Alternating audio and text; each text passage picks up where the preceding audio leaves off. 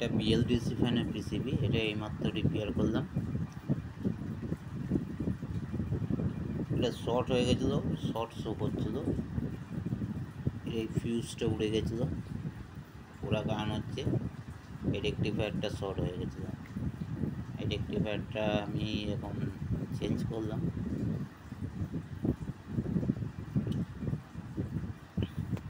Change করার পরে এবারে কানেকশান দিচ্ছি।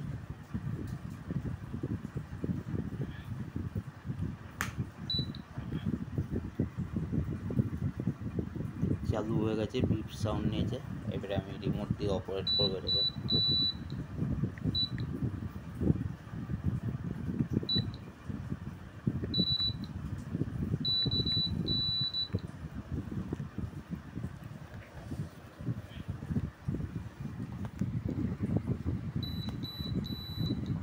এখন যেহেতু ফ্যান মোটর লাগানো নেই, এখন বিপ সাউন্ড করছে, 3টে বিপ সাউন্ড, মানে